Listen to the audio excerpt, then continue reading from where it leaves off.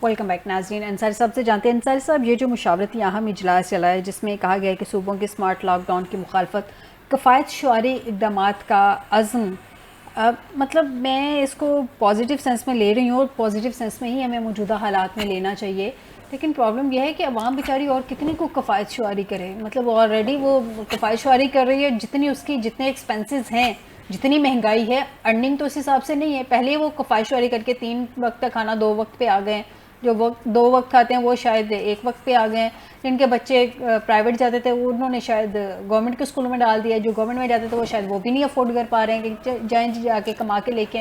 कितनी को कफ़ायत शुआरी करे और अवाम फ़ायदा। सबसे बड़ी बात तो ये है कि मुझे आप ये बताएं कि आपको तेल का मसला कहाँ पे है। आप ये बताएं कि आपको पेट्रोल नहीं मिल रहा जो आप इतनी कफ़ायत शुआरी पे आ गए। वो जितना इस टेन्योर में आपको फ्री पेट्रोल मिला है, 2 पूरे जहाज़ जो 20-20 करोड़ गैलन के थे वो सऊदी अरेबिया ने आपको गिफ्ट किए।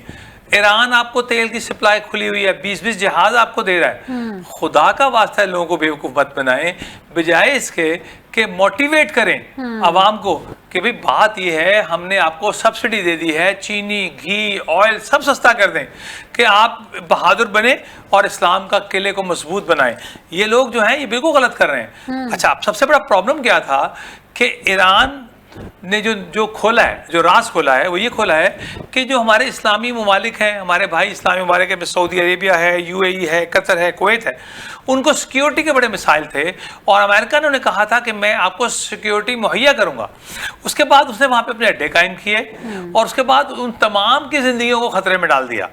आज अमेरिका वहाँ से निकल जाए और जनरल आसिम मुनीर को मैं सलाम पेश करता हूं को काफ़ी हद तक कामयाब हुए हैं इस मिशन में कि उन्होंने इस्लामी ममालिक को रोका कि आप ईरान पे जवाबी कार्रवाई मत करें। वो आप पे कार्रवाई नहीं कर रहा बल्कि वो अमेरिका के उन अड्डों पे कार्रवाई कर रहा है जो आपने अपने घर में रखे हुए हैं। तो ये काफ़ी हद तक कामयाबी पाक फौज को मिली। अब सूरत हाल है भाई निकलो यहाँ से। वो जो लुमड़ी से भी ज़्यादा होशियार बनता है ट्रम्प, उसको ना इस्लामी ममालिक को छोड़ना पड़ेगा। अब छोड़ देगा तो फिर उनकी सिक्योरिटी हम देंगे। पाकिस्तान इंशाल्लाह ताला उनको सिक्योरिटी देने की पोजीशन में है। पाक फौज, हमारी मुसल्लह अफवाज तमाम इस्लामी ममालिक को सिक्योरिटी दे सकते हैं। हमने नाको चने जबाए हैं अभी हिंदू बनिए के, अल्लाह का लाख लाख शुक्र है। ये एक ब्लॉग बनाए, खुल के सामने आए, चाइना को अपना दोस्त बनाए, उसके साथ मिलकर करें काम। लेकिन हम अमेरिका के खिलाफ भी तो नहीं जा सकते। हम अमेरिका के खिलाफ क्यों नहीं जा सकते हैं? क्यों नहीं जा सकते हैं? जब वो आपके खिलाफ जा रहा है, आपको वो दोस्त कहता है, भाई कहता है, एमबीएस से अरबों खरबों डॉलर लेके जाके एमबीएस को भरी महफिल में बेइज्जत करता है। वो तो पागल इंसान है। वो तो कुछ भी किसी वक्त भी, मैं ये समझता हूँ कि जनरल आसिम मुनीर को और मियाँ शहबाज शरीफ के जो कसीदे गा रहा है वो टाइम पास कर रहा है इनको वो वक्त पे लेके आ रहा है कि पहले ईरान को वाइंड अप कर ले फिर पाकिस्तान आएंगे। जब तक इनको अपने एतमाद में रखें, इनसे प्यार मोहब्बत की बातें करें। और यहूदों ने सारा दोस्त है ही नहीं, कुरान लिखता है, कुरान वाज़ेह में बता रहा है। तो वो जो टाइम है वो किल कर रहा है। कहीं पाकिस्तान खड़ा ना हो जाए मेरे खिलाफ, ये बहुत अच्छे हैं, ये बहुत प्यारे हैं, मेरे दोस्त हैं, मेरे सज्जन हैं, ये बकवास कर रहा है और कुरान कहता है ये दुश्मन है। तो कुरान की माने कि ट्रम्प की माने? तो मैं ही समझता हूँ कि इस वक्त ट्रम्प जो चाल चल रहा है वो पाक फौज को और हमारी हुकूमत है पाकिस्तान को अपनी हाथ में लिए बैठा है कि तुम ईरान से फारिग हो जाओ। नेतन्याहू ने तो कहा था, नेतन्याहू ने कहा था इसके बाद बारी पाकिस्तान की है। मैं ये समझता हूँ कि हमारे इंटेलेक्चुअल्स जो बैठे हुए हैं, पाक फौज हमारी ISI बैठी है, वो इस बात को बगौर जायजा ले रहे हैं और वो जो अफवाज पाकिस्तान है उन्होंने कन्विंस कर लिया है तमाम इस्लामी ममालिक को। आप देखें ना, ईरान नहीं आया, जो मेन है हमारे यहाँ बिल्कुल ही वजीर खारजा कॉन्फ्रेंस हो रही है, जो मेन लोग हैं, मार्को रूबियो नहीं आया, उसने आना था, ईरान ने कहा मैं नहीं आऊँगा। मुझे पता है कि चालबाज है अमेरिका, ये जो हमेशा ऐसे ही करता है, जब इसने हमला करना होता है तो ये उलझा के रखता है। पहले भी तो मुज़ाकरा थोड़े थे जब उसने इनके असासों पे हमला किया था। तो मैं ये समझता हूँ कि इस वक्त ईरान तो सरवाइव कर जाएगा, लेकिन इसराइल की सर्वाइवल की जंग खत्म। अच्छा, इसराइल बिल्कुल खत्म। ग्रेटर इसराइल तो भी दब गया ना। ग्रेटर छोड़ा जी, वो स्मॉलर इसराइल भी इंशाल्लाह नहीं रहेगा, पिट गया। वो जो आयरन डोम का दुनिया में एक हवा बनाया हुआ था, ईरान ने उसका बेड़ा गर्क कर दिया। एंटीसेप्टर नहीं है उनके पास, वो जो मिसाइल हैं जिनको रोकने के लिए उनको वो चाहिए वो मैक्सिमम ख़त्म हो गए हैं। और ईरान के आप देखें उसकी बहादुरी देखें कि किस तरह से वो अपना वेपन निकाल रहा है। वो कहता है मैंने उन्हें ख़त्म कर दिया, वो अगले दिन हमला कर देता है। वो इनकी बेहूदगी का आलम देखें, यूनिवर्सिटीज़ पे हमले कर रहे हैं, हॉस्पिटल में बच्चियों को शहीद कर रहे हैं, स्कूलों पे हमले कर रहे हैं। तो ये जो जंग के जो मामलात हैं जो ये यहूद और नसारा कर रहे हैं, ये कोई कवानीन नहीं है कि जंग के कानून के मुताबिक लड़ रहे हो। इंशाल्लाह ईरान भी उनको ईंट का जवाब पत्थर से दे रहा है और देगा। और मैं आपको एक और खुशखबरी सुनाना चाहता हूँ कि चंद दिन तक इंशाल्लाह ताला मजबूरन इस्लामी ममालिक को और पाकिस्तान को अमेरिका के खिलाफ खड़ा होना पड़ेगा, वरना ये जो अवाम है, पाकिस्तानी अवाम या हमारे इस्लामी ममालिक में जो बैठी अवाम है, वो सड़कों पे होंगे और हुकूमतें नहीं रहेंगी। अच्छा, ये यहाँ की हुकूमतों की बात करें या जी मैं बिल्कुल, मैं आप देखें कि आज तक कभी सऊदी अरेबिया में कोई बड़ा जुलूस नहीं निकल पाया।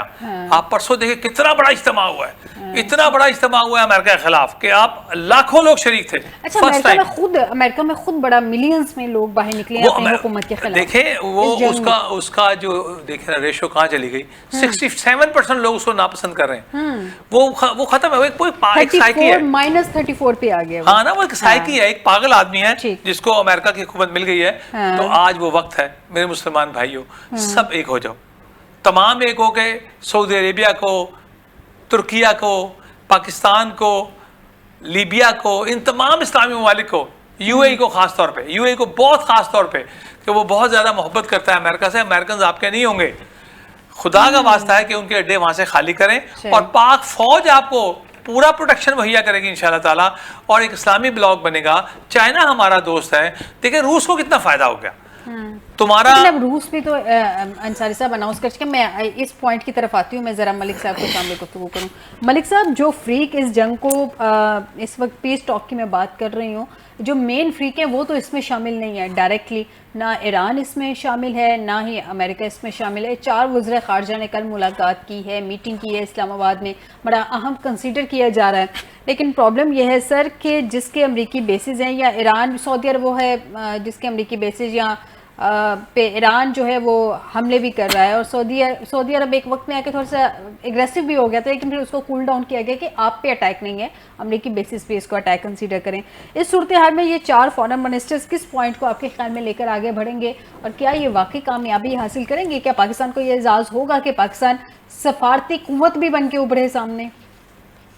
देखिए, हम ख्वाहिश तो रख सकते हैं, ठीक है, लेकिन उसमें कामयाबी का लेवल क्या होगा उसके बारे में हमें ओवर ऑप्टिमिस्टिक नहीं होना चाहिए। बिल्कुल ठीक है। ईरान, अगर हम तीनों फ्री कैंप की बात करें तो इजराइल तो जंग जारी रखना चाहता है, क्योंकि इजराइल को जो है ईरान की तबाही और बर्बादी मकसूद है। वो जितने दिन जंग जारी रहेगी वो इजराइल के मुताबिक वो उतना ज़्यादा नुकसान होगा, तो ईरान की थ्रेट उतनी कम हो जाएगी ग्रेटर इजराइल के लिए। अमेरिका इतनी बुरी तरह फंसा हुआ है कि अमेरिका एक बेल आउट चाहता है, लेकिन वो अपनी टर्म्स एंड कंडीशन पे बेल आउट चाहता है। ईरान जो है, ईरान ने इस जंग में सर्वाइवल की जंग थी, वो उसमें कामयाब हुए हैं। वो अगर इतने दिन सर्वाइव कर सकते हैं तो उनके लिए इतना ही अरसा और उससे भी ज़्यादा इसका टेम्पो और इंटेंसिटी मेंटेन करना ईरान के लिए कोई मसला नहीं है। तो लेकिन ये जो हमारे यहाँ ये जो कोशिशें हो रही हैं, देखिए दोनों फ्रीक जो आमादा हुए हैं मुज़ाकरात पे, उसमें अमेरिका ने 15 नुकात दिए ऑफिशियली, ईरान ने अनऑफिशियली 6 नुकात दिए। वो आपस में उन्होंने बड़ी एक्सट्रीम पोजीशंस ली हुई हैं, मैक्सिमलिस्ट वो पॉइंट्स हैं। तो ये जो अभी तक एफर्ट हो रही है, ये तो सिर्फ उनको करीब लाने के लिए, कुछ ऐसे कॉमन ग्राउंड्स पैदा करने के लिए कि जहाँ से किसी मीनिंगफुल बाहमी डायलॉग का जो है आगाज हो सके। देखिए, इन मुल्कों में से कोई भी मुल्क ऐसा नहीं है जो ईरान को वो गारंटीज फराहम करे जिसका कि वो मुतकाजी है। तो ये समझना कि सिर्फ हमारे वज़राए ख़ारजा की कॉन्फ्रेंस से या बाहमी मशवरे से जो है जंग रुक जाएगी और अमन स्टेबल हो जाएगा, ये तो मेरा ख्याल है बहुत ज़्यादा एग्जैजरेटेड एक ओपिनियन है। बिल्कुल तो हमें ये देखना चाहिए वक्त के साथ कि क्या होता है। लेकिन एक चीज़ मैं आपको और आपके नाज़रीन के लिए अर्ज करूँ कि इस जंग का जो भी नतीजा निकले, आखिरकार ये जंग खत्म होगी इंशाल्लाह। आखिरकार ये जंग खत्म हो जाएगी अंसारी साहब। आखिरकार लेकिन लेकिन इस जंग में जो इस जंग के असरात होंगे ना फ्री कैंप पे, वो बड़े देखने की जरूरत है। इसमें इजराइल का एक मिथ ब्रेक हुई, उनको मिलिटरीली साइकोलॉजिकली उनको बहुत नुकसान उठाना पड़ा, उनका ग्रेटर इजराइल का मंसूबा रुक गया, लेकिन वो फिर भी ख़त्म नहीं होंगे, वो अब डिले हो जाएगा, वो दोबारा अपने आप को रिकूप कर लेंगे। इसी तरह ईरान को कोई फर्क नहीं पड़ा, वो शहादतें देने के आदी है, वो भी अगर 40 साल से सैंक्शन में है तो आगे भी रह लेंगे। अमेरिका जो है ना सबसे बड़ा लूजर इस जंग में अमेरिका होगा, रिगार्डलेस के नतीजा क्या होता है। अमेरिका का जो सोल सुपर पावर का एक वो है ना स्टेटस, वो खत्म हो जाएगा। बिल्कुल, मेरे ख्याल में मलिक साहब स्टेटस शायद वो सोल सुपर पावर का स्टेटस खत्म हो भी गया। अंसारी साहब, अमेरिका का जो एक इमेज था कि सोल सुपर पावर है, चीज़ों को कंट्रोल कर लेगा, चीज़ों को संभाल लेगा, वो ख़त्म हो गया। बल्कि डैमेज तो बड़ी दूर की बात है, ख़त्म होना ज़्यादा मुनासिब है कि वो अब वो नहीं रहा, अब उसको खुद ही सेफ एग्जिट नहीं मिल रहा। क्या देख रहे हैं ये जंग ख़त्म तो चले किसी न किसी पॉइंट पे शायद हो ही जाए, लेकिन होगी कैसे? फ़ायज़ा, सबसे बड़ी बात है आप ये देखें कि अमेरिका ने और इसराइल ने इस जंग में क्या खोया और क्या पाया। सबसे बड़ी बात है डॉलर खो दिया, युआन आ गया। नंबर 2, अमेरिकन तेल गुम हो गया, रशिया का तेल आ गया। नंबर 3, ट्रंप की पॉपुलैरिटी बर्बाद हो गई और सियासी कैरियर उसका ख़त्म हो गया। मैं ये समझता हूँ वो जो अमेरिका का हवा बना हुआ था तमाम ममालिक पे, ख़ास तौर पे हमारे इस्लामी भाइयों पे, वो धड़ाम से चकनाचूर हो गया और वो सोचने पे मजबूर हैं। जिस तरह हम 65 की वॉर में उसके बहरी बेटे का इंतज़ार ही करते रह गए थे और वो नहीं आया था, वो किसी का नहीं है। अमेरिका किसी का नहीं है। आप बिल्कुल 100% ये ख्याल रखें कि अमेरिका बर्बाद हो चुका। उसका जो आपने देखा रशिया का क्या हुआ, कितनी रियासतें बन गई। अमेरिका कितना मकरूज है, अमेरिका ने कितने, खाली चाइना का वो कितना मकरूज है। तो मैं ये समझता हूँ कि अमेरिका के दिन गिने जा चुके। आने वाले 2-3 साल में अमेरिका भी हाल जो है वो रशिया से भी बेहतर इंशाल्लाह ताला होगा। और ईरान उसके जी बिल्कुल, ईरान उनके ताबूत में, सारा कुछ ईरान अमेरिका के ताबूत में आखिरी कील ठोकने वाला है। बिल्कुल ठीक हो गया। बहुत शुक्रिया अल्लामा मोहम्मद हुसैन अकबर साहब मुझे प्रोग्राम में ज्वाइन करने के लिए। ज़ुबैर अहमद अंसारी साहब आपका बहुत शुक्रिया प्रोग्राम में ज्वाइन करने के लिए। Air vice marshal retired Ejaz Malik साहब आपका भी बहुत शुक्रिया प्रोग्राम में ज्वाइन करने के लिए। नाज़रीन, आज के प्रोग्राम से दीजिएगा इजाज़त। बशर्ते ज़िंदगी आपसे दोबारा मुलाकात होगी। अपना ख्याल रखिएगा। अल्लाह हाफ़िज़।